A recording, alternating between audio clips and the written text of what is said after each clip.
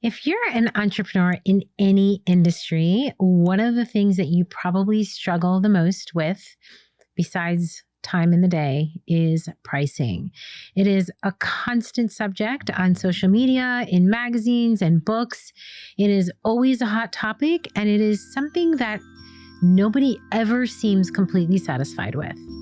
You are listening to the Anna Brandt podcast for the year 2023. Anna Brandt has been a professional photographer for over 24 years and has taught worldwide in over 40 countries. She continues to educate in person and online while running a busy studio in Tustin, California.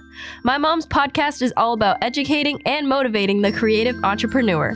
My name is Ava Brandt, and I am happy to welcome you to the 5th season of My Mom's podcast channel. We hope you subscribe and stick around.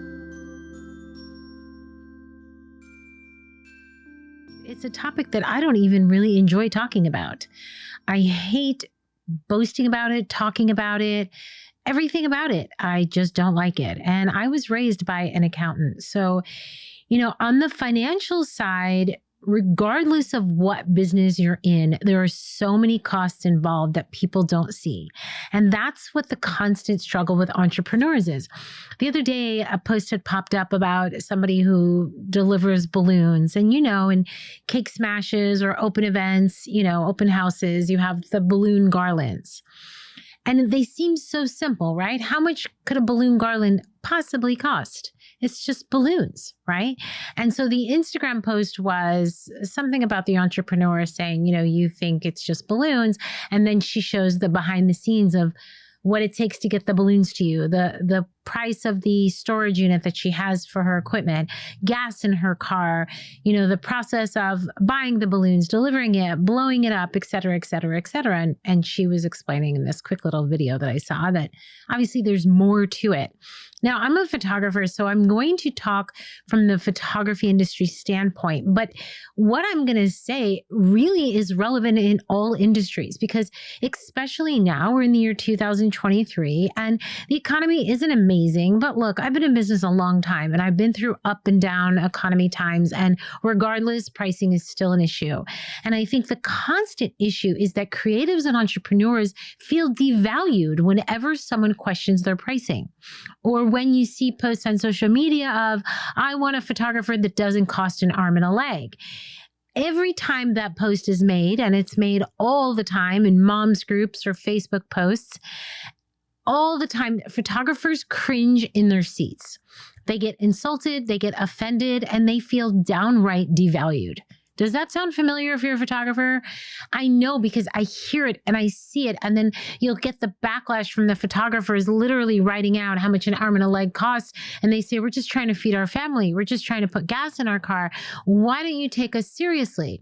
Then there's other posts about why don't we support our friends' businesses, right? We'll go to Target, we'll go to Nordstrom, we'll go to all these other big companies, but we won't buy the shampoo that our best friend's selling, and all she's trying to do is put food on the table. Maybe the only hours she has in a week is enough to be able to sell the shampoo that she really enjoys and believes in, and that will in turn put food on her table. And yet her own friends may turn their backs on her and buy their shampoo from Target instead of hers, even though hers is a better brand. Why?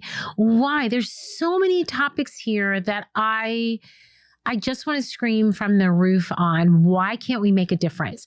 My passion as an educator is if we can all educate and elevate the industry and raise the pricing to really what it should be, and I'll get to what it should be in a minute, there'll be no cheap photographers. There'll be no fight to the end of, hiring the cheapest photographer on the block and hiring the cheapest wedding person. There won't be any of that if the industry is elevated as a whole. Do you understand what I'm saying? It's like you go to buy tires. Can you just go and buy $50 tires? You can. I know, because I have a tire in my car that I need to change because we had a flat tire and we have a temporary tire, and I need to get tires in my car. I say it every day when I wake up. I'm hoping by the time, well, I won't be by the time this podcast airs, but I need to get tires in my car. And so I'll sit down and I'll start researching tires. And honest to God, it really doesn't matter where you search. You're going to pay a lot of money for tires. You're not going to find a $50 tire somewhere. And if you do, you probably shouldn't put it on your car, right?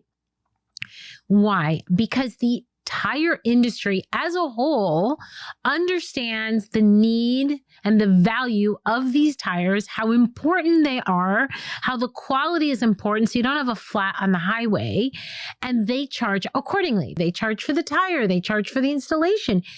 It's a good amount of money you're going to pay, and you pay it, right? You don't argue with it. You try to find a good deal, but you're still going to pay a good money. And yet the photography industry, and it's not just photography, I see it in makeup, I see it in balloons, weddings, party rentals, anywhere. I see it in all industries.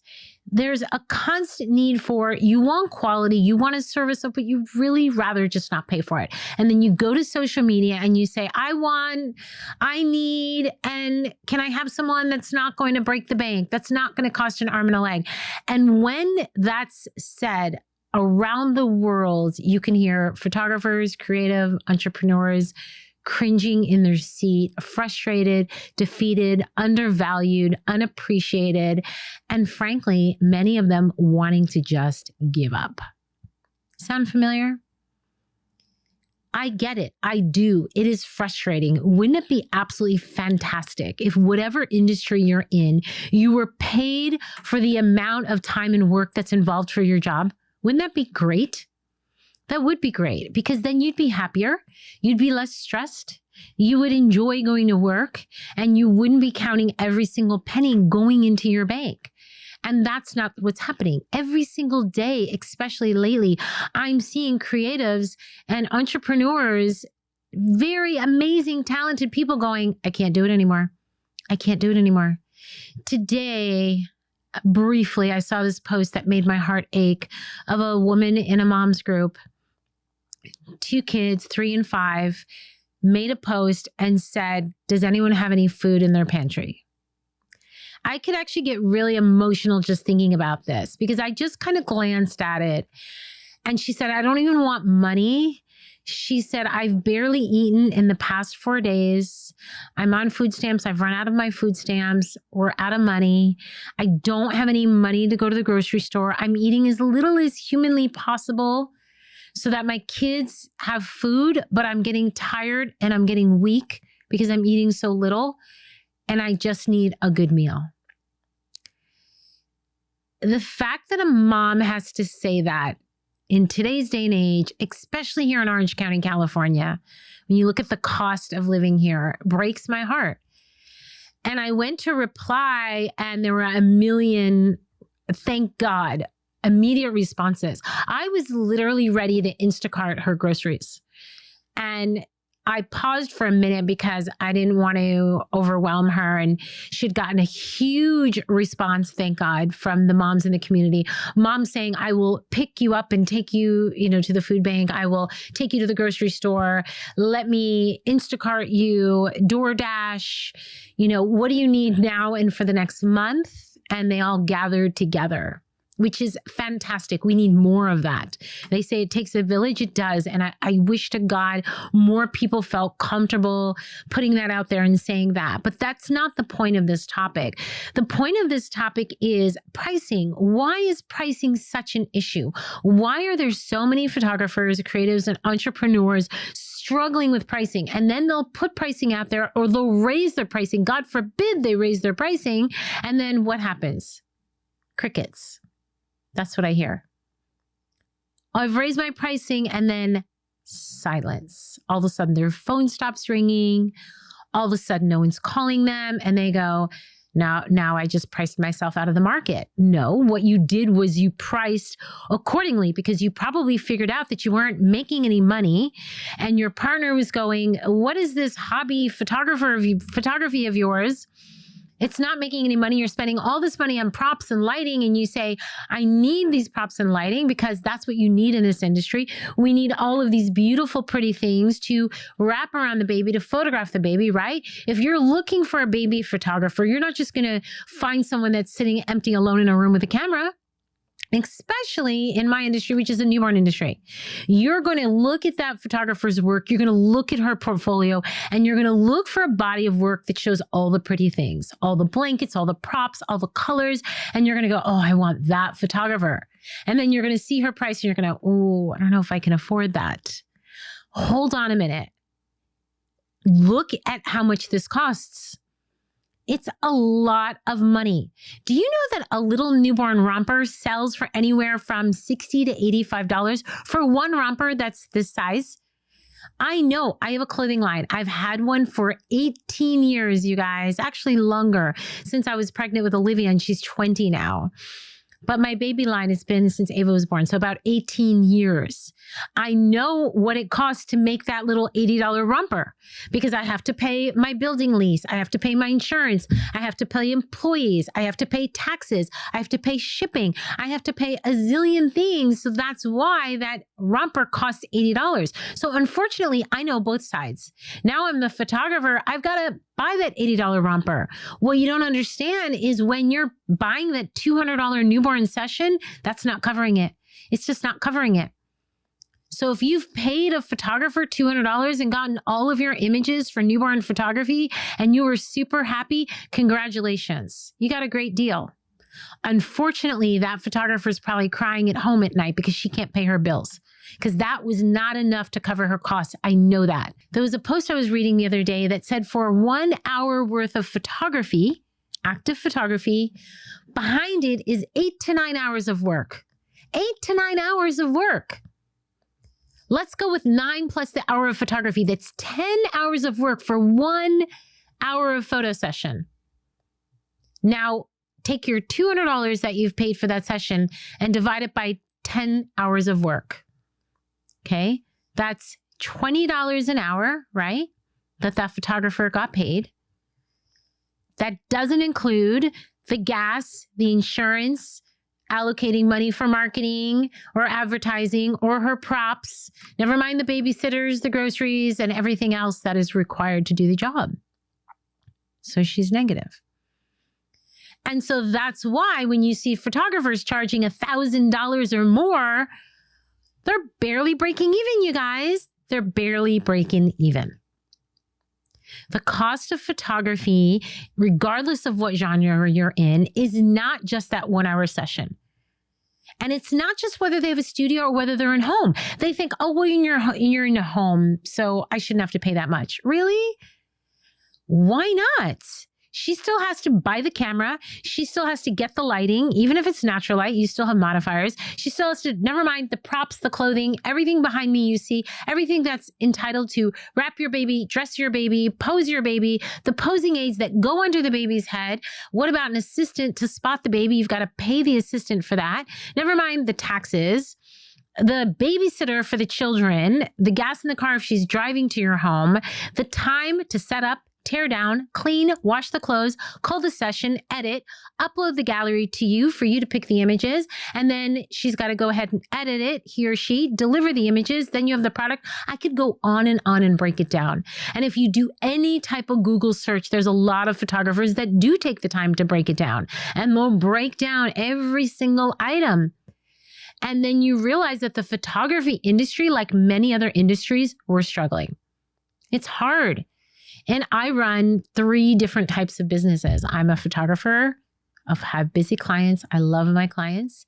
And I teach, I educate, I travel around the world, and I have a clothing line. So I have 3 businesses that are not easy to run and maintain and make sure that they're financially making sense.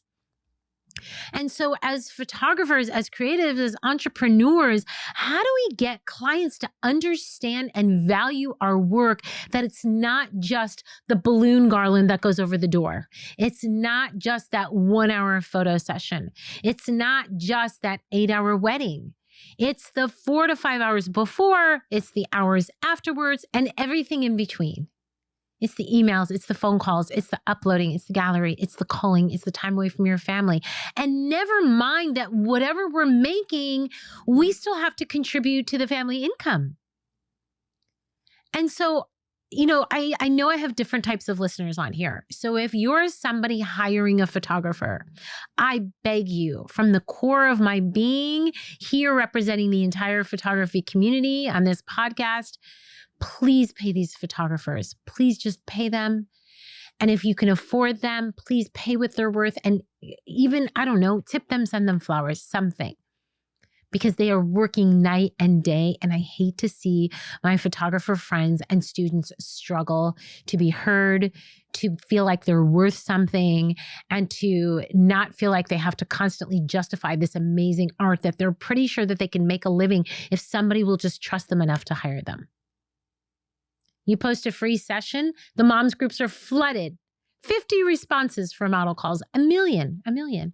I know I do model calls all the time because I teach, and I'm so thankful for the models that come because I'm getting paid to teach. And so, of course, I'm not going to charge my models anything. So I love to have models come in, and there are people that can't afford my photography. So when they come in for a model call, it's win-win. They can't afford me and I need them. And so it's a mutual collaboration, and I'm super thankful. And so I'm not degrading that in any way, shape, or form. And I'm not talking to the people that cannot afford photography because I'm not stupid. Photography is a luxury item. Let me say that again. Photography is a luxury item. Nobody technically needs photography. You know what we need? We need clothes on our back. We need somewhere to live, a roof over our head, and we need food and water. That's what we need. Ideally, gas in our car or a bus ticket. We don't need photography. You could say we do because it's our visual history and it's everything in our life, yes. But realistically, it is a luxury item. And we know this. So we're getting your nails done and your hair and your makeup and all of that. So let's be real about that fact. But let's also be real that it's a service-based business. And if you can afford this luxury or you want this luxury, then that luxury is going to cost you. It's like when I take my dogs to get groomed. I have 3 dogs. They don't listen to anything I say. And they're busy and they're dirty all the time. It doesn't matter how many times I get them groomed. Now I can take them to a groomer, load their dirty bodies in my car, take them to the groomer, pick them up. Now I've got to get my car washed because they've ruined my car and all of that. Or I can pay for an at-home groomer. He comes to the home. He's got his whole van, fill up with dog hair, washes my dogs. I don't have to think about it. He lets himself into my house, wrangles my dogs, does everything he needs to do to the dogs, and they come back in the house happy, healthy. I have a clean house, and I didn't have to go anywhere, and I have 3 clean dogs. Do I pay a good amount for this guy? You better believe it. He's not cheap. Do I hire him every week? Of course not. I can't afford to. But I hire him when I need to, and when the kids are like, Mom, the dogs are disgusting. Call the groomer guy. It's really bad. And there are times where we just can't afford the groomer guy. So we got to brush the dogs ourselves. And it's kind of the same with these luxury businesses, right? There's times where we got to wax our own eyebrows, paint our own nails because it's a luxury item that we just don't need right now. And we just can't afford it right now. And that's the realism of today's economy. I can't go to a spa every day and get a blow dry every day. I would love it. I tell my hairdresser every time I see her that when I make millions, she's going to be part of my glam squad. And I'm just going to take her everywhere I go. And she laughs because she said that's everybody's dream is to have their own glam squad. I don't need diamonds or fancy shoes. I just need someone to travel with me to blow dry my hair. That would be a luxury for me, but I can't afford that. But there's people that do have glam squads that travel with them because they're in the entertainment industry and they need that luxury service. So let's call it what it is. Photography is a luxury service. And so I get it when people are saying, I need a photographer, but I don't want it to cost an arm and a leg because I just need a couple quick photos. I get that. And there are photographers of all different price brackets. And you need to find a photographer that fits in line with your budget. I get all of that. But as a photographer, artist, creative entrepreneur, how do you charge and get paid for not really what you're worth? Because it's not about what you're worth. It's about what this job entails. Recently, about a year ago, I removed session-only fees. Now, I've done in-person sales my whole career. I mean, I was film, so we had no choice but to do in-person sales, also known as IPS. So if you hear the term IPS and you're a new photographer or you're an amateur, or you just hear that acronym, IPS means in-person sales. Back in the day with film, you had no choice but to sit down with your client and sell in person because there was no other way to do it.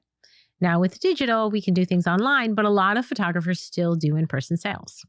Now, my clients know that we can do in person whenever they want. If they want to order frames or canvases, and some of them do, they call me up. Just yesterday, I had a client email me and say, I want to order a book. Do I come in person or do I do that online? So it's kind of a hybrid. Since COVID, I've adjusted and we can do either. But there was a time where I only did in person. And after COVID, I just kind of reevaluated things. Nobody was coming in and we had to do everything virtually. And I decided to shift my packages and my pricing to just have all inclusive. I just didn't want to have the session fee, time only, and then decide what you want to buy. I did that, you guys, for 22 years and I was just done. And so I said, you know what? I'm going to just create packages that include my time and it's going to be one package. Now, what's tough about that is when you talk to other photographers, they'll just go, well, so that's all they're going to spend. And it's so frustrating sometimes talking to photographers because I feel that photographers can be not as open-minded as my clients. My clients are fantastic. If they see a package, they know they can upgrade their package, they can add, they can buy more, they can buy product. And so I don't have any issues with my clients. I really don't. It's the photographers that they'll look at my pricing and going, but that's it. And then they just assume that no one's ever going to buy more because it's all inclusive. But why are they assuming that? They're not my client. And so I'm always feeling like I have to defend myself in the photography world. Like, yes, of course my clients can buy more. Yes, of course they do. No, I'm not going to show you my clients' checks that they write to me. No, I'm not going to show you my clients' orders. And no, I'm not going to post my sales online. That's just not my thing. But trust that I know my business well enough. I know what works. I know how much money I need to bring in, because when we go back to pricing, what should pricing be based on? Not your worth, cost of doing business, right? And so that's where a lot of photographers make mistakes, is they'll start out and they'll say, well, I'm just starting out. I'm new. I haven't really photographed that many babies. And so I'm just going to do like, well, I'm going to start free. And then I'll just do like $50 and $100. And then they go to $200 and then they're stuck there. And then they can't break free because they're like, no, I'm busy and people are calling me, so I can't charge anymore. I'll lose all my clients. And I'm like, when I started photography, I never did that. I didn't do a free period. I didn't do a $50 period or a $100 period. When I quit my day job as a web developer, I started full price day one. I had regular pricing. What I did do on the side was I did model calls on the side.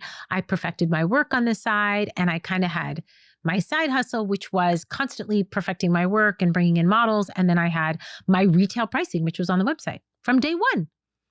So a stranger could look at my website and hire me, and I could be one day in the business. They don't know this is my fee. Did it mean that I thought I was amazing? No, I'm pretty sure I sucked. But that wasn't what the point. My point was, I was quitting my day job and I became a professional photographer, which meant that I'm charging professional rates. It's like if your toilet's broken and you call a plumber, he shows up, he's like, it's going to be $75. Whether he pulled out a piece of hair or a pacifier, he's going to charge you that and he's going to take it out and leave. He's not going to go, okay, here's the deal. Just yesterday, I became a plumber. I've only cleaned like 1 or 2 toilets. This one's on the house. If you call me back again, maybe I'll charge you next time. If you refer me to friends and family, I'll only charge them $25. You'll never hear that out of a plumber's mouth, will you? Never. Never. They're just going to show up. They're going to be like, this is the fee. I'm coming to your house. I got to go in your toilet. This is how much you're going to pay. Now, granted, it's not really a luxury service, although you could probably clean out your own toilet if you really wanted to. Sometimes it's a necessity.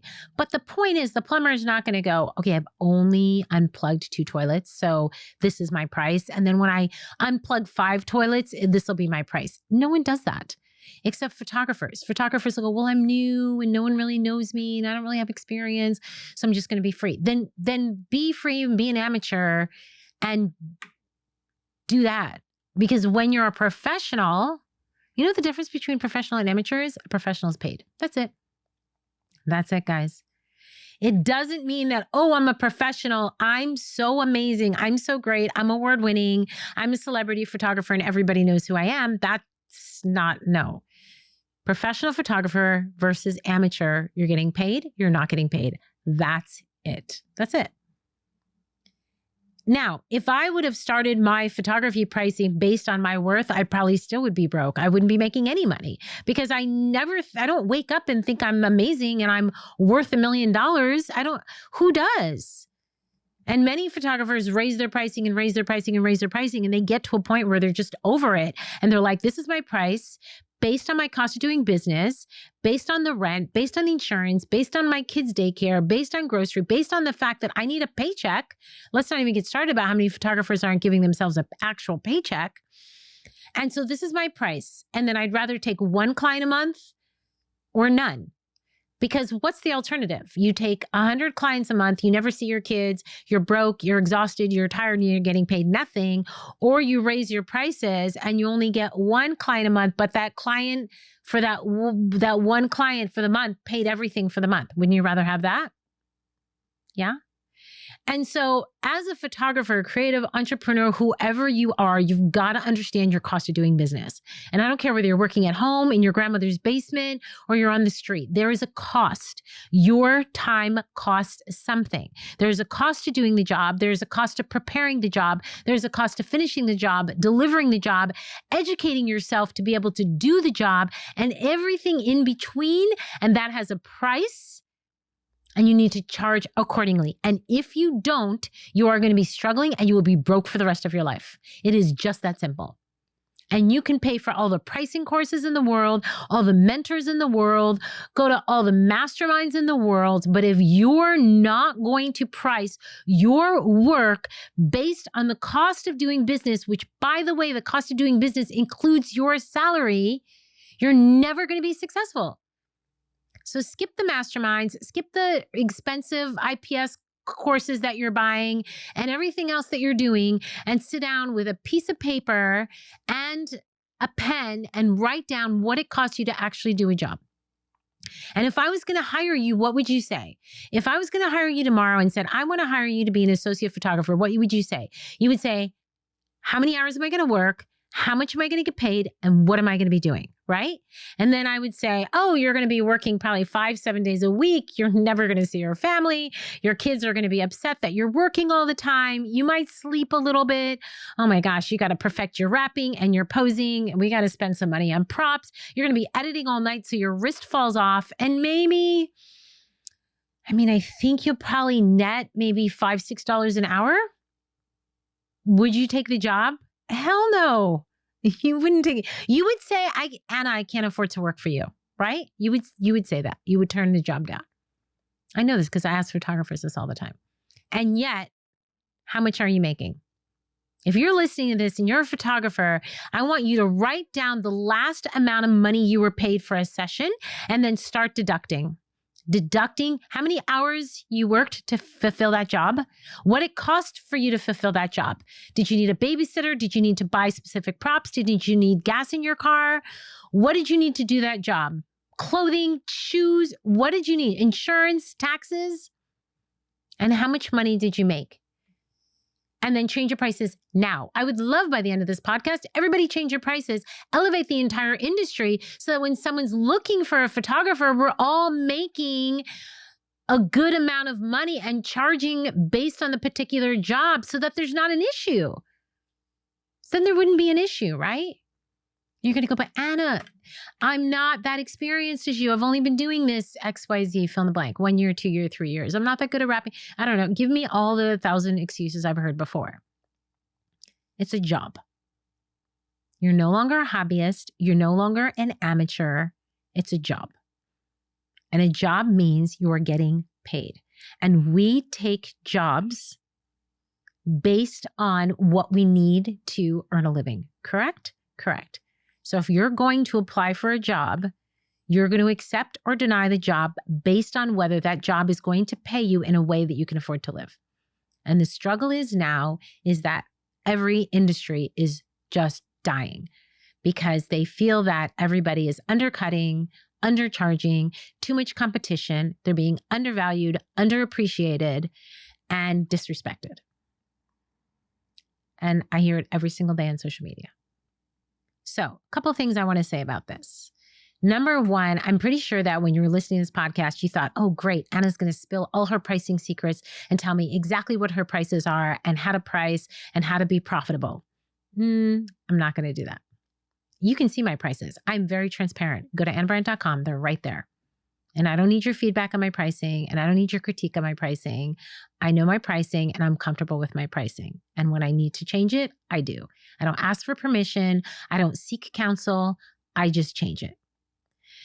Number two, there's plenty of people that will sell you quite a story of how to change your pricing. And at the end of the day, I remember I used to sit down with my dad. And I remember that the first time I went to buy a car, and he was co-signing because it was like my first official car. I'd had a car before. And I remember this like yesterday. And he wanted to know what my paycheck was. And he told me the exact percentage of what car I could afford based on my paycheck. And I remember I was working for Panasonic at the time, and I was in their accounts payable department. I don't remember what my salary was at the time, but I remember bringing in my paycheck, and they had a credit union. So I had set aside money for months, and I put away, I think $2,500 for a deposit for this car. And my dad didn't know that, but I know my dad. So I was terrified to go to this dealership with him. So I knew I had to go to the dealership with money or my dad was not going to be happy. And before he would sign on the loan, he said, let's go over this. How much are you making? This is how much you can afford. This is the kind of car we're going to look for, because this is the only type of car you could afford. And it was a Toyota Corolla. I bought a tawny rose Toyota Corolla. And he co-signed it, and I put $2,500 down. And I remember how good it felt, understanding the numbers, understanding the percentage, not going over what I could afford, and being super happy with that car. We drove it to Newark, New Jersey, and all the cherry blossoms were out. And there's a photo somewhere buried in my storage somewhere of me like jumping off the top of the car because I was so happy. And I remember my roommate at the time being there next to me, and she said she was trembling the entire conversation. Sitting down with my dad was always scary because he was an accountant and, he worked in real estate. So he would want to know every number and the allocation and the breakdown and the taxes and the, are you paying yourself? And oh gosh, on and on and on. And so, there's a couple of things I want to say. Number one, for creatives and entrepreneurs everywhere, it will always be a struggle to find the right number, the right amount of money to be paid for what not only we're worth, even though that's not what we're basing on, what a job entails, and to have money left over to feed our family and live a successful life. I don't think that there's any perfect algorithm. I can't give you a pricing structure. I live in Orange County, California. It's going to be very different living here versus Oklahoma versus New York City versus Alaska. That's not the point of this podcast. The point of this podcast is this: creative to creative, entrepreneur to entrepreneur, anyone that's in charge of determining pricing for their business, whether you blow up balloons for a garland, run a tutoring company, a photographer, or whatever else you're doing. Understand what it costs for you to do your job. Understand that you need to be paid. You need an actual paycheck. And you can do it. You can actually pay yourself a paycheck. I don't care if you start at $8 an hour or $12 an hour, an actual paycheck. You can do it. You can set it up on QuickBooks yourself and write it all down and price accordingly. And if no one calls you, do the work anyway. Perfect your craft. Work your butt off. Be super knowledgeable. Get educated. Watch all the tutorials and videos and books, because when you do get that call, and you will be not only appreciated, but you will be paid. And isn't that what we want? My son is 22 and he's built a studio here in Tustin, 10 minutes away from me. It's amazing the work that he's done. I've posted some videos about it. He's built most of it himself just because from a financial standpoint, we couldn't afford the contractors. And so he'd say, Mom, I remember when he said he had to build an office. He's like, Mom, I have to build myself an office and it's going to cost $5,000 for drywall. And I was like, we don't have it. We don't have $5,000 for drywall. And it was months of him going, Mom, I need $5,000 for drywall. And me going, I can't give you $5,000 for drywall. And him figuring out how to do it himself. And then talking to contractors and saved enough money to bring in the electricians to do, pay for the things that he couldn't do. Psych wall, he built himself. I had a client who donated doors to his studio because they saw how much work he was doing. He's built the paneling himself because there were so many times where we can't afford a contractor, so he's just got to build it himself. And then when we were going over pricing for his photography, there were so many times where he was like, Mom, I'd literally rather not work than get paid less than for a job. And I'm struggling. And he's only 22. And I'm like, I agree 100%. He would rather literally spend a month just editing older videos, building his studio, honing his craft, and not take a cheap job so that when that phone does ring, he's actually getting paid. And he's 22 years old. My hope is that he takes that and builds an amazing life. But as a creative and as an entrepreneur, it's not going to be easy because people look at him, oh, he's young. Who cares? I don't care if you're young or old. A job is a job and you need to get paid. And so my wish is that for the creative industry, we could price accordingly, seek experts, get mentoring, watch all the YouTube videos, tutorials, read the books, do what you need to do, talk to an accountant, do your research and find out what it costs to do your job, whatever it is, add in your salary and then price accordingly. Because a lot of people will say, this is what it takes to do a job, but they don't include their salary. And then all of a sudden they don't understand why they're broke because they didn't include their time. And so that their cost is like, well, I'll just do it for a couple $100 because I need this, this, this, and this. And then they didn't equate for their time and their cost. And that's where we're falling short. If you are hiring any type of luxury service or business, I ask that you just appreciate the art and what it takes for us to do our job. It's not just the 1 hour photo session. It's not just the balloon garland over the door. It's not just the pretty makeup on the face or the eyelashes or the blow dry. It's the education, the tools, the equipment, the time away from the family, the travel, the gas, the food, the dedication, and everything in between, the taxes, the insurance, all of that. It's all of that. It's not just false eyelashes on an eyelash extension, or people pay $80 for eyelash extensions to $200. It's the education that that person needed to learn how to safely apply those eyelash extensions to your eyes, right? And so I think that as creative entrepreneurs, we have to just say, we mean business. We need business. This is business. This is nothing personal. Yes, I love my job. And yes, I would love to do every photo shoot for free. That would be fantastic if money wasn't an issue, wouldn't it? If money wasn't an issue, we'd all be just running around in fields with our cameras, having a great time. That would be great.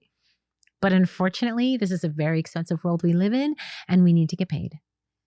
And so let's do it. Let's rise up, photographers, creative entrepreneurs, rise up and start charging not what you're worth, but what it takes for you to do your job.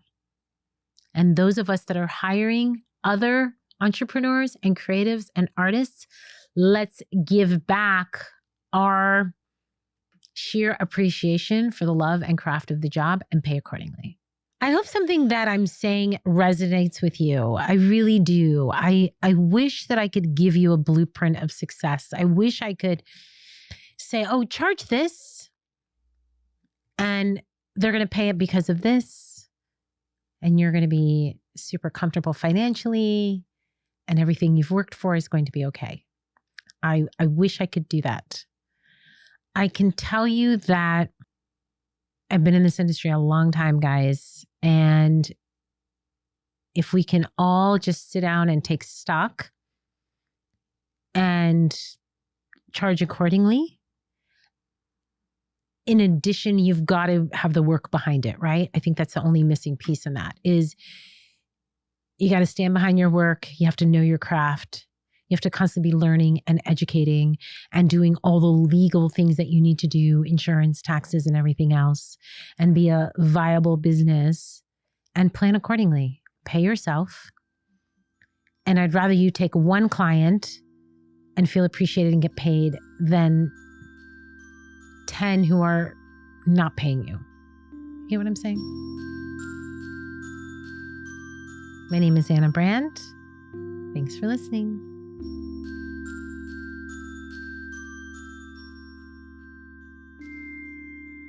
Did you like this podcast? We would love it if you gave my mom a kind review and reach out to her.